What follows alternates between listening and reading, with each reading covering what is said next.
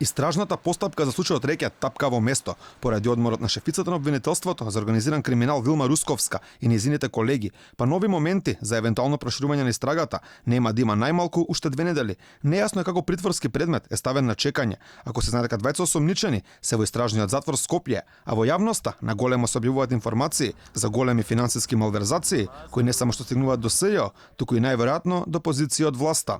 Без решение за истрагата за случајот Рекет може да се подкопат изгледите Македонија да добие датум за почеток на пристапните преговори со ЕУ, изјави во интервју за Гласот на Америка на српски јазик американскиот заменик помошник државен секретар Метју Палмер.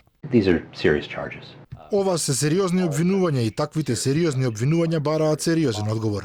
Ние подржуваме целосна, темелна и транспарентна истрага на овие обвиненија, иако има докази и соодветно обвинение. Ова е навистина можност за властите во Македонија да демонстрираат почитување на владење на правото. А на одмор замина и специјалната обвинителка Катица Јанева, за која обвинителката Вилма Русковска кажа дека била вклучена на интерфон, додека сега осомничениот Боки 13 договарал сума за исплата од бизнисмен од 1,5 милиони евра. Дека Јанева е на одмор, потврди од СЈО, но дали фотографијата на која таа се појави на плажа е во Грција или на некое друго место, од таму не може да соопштат, бидејќи обвинителката не кажала каде ќе го користи одморот.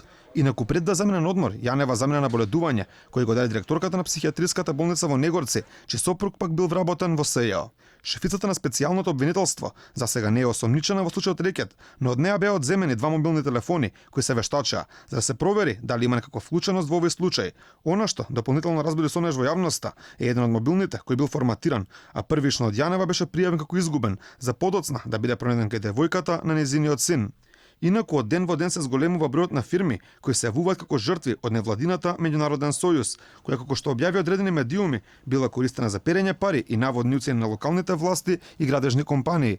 Последен е собственикот на струшката фирма Dream Building, кој најави дека парите исплатени во невладината на Јовановски ќе си ги бара назад со тужба. За Рекет во моментов покрај Боки 13, осомничени Зоран Милевски, викан Зоки Кичеец, јавното обвинителство за гонење организиран криминал и корупција ги осомничи дека од бизнисмен добил 1,5 милиони евра за да влијат ке обвинител во СЈО за олеснителни околности во постапка која се водела против бизнисменот.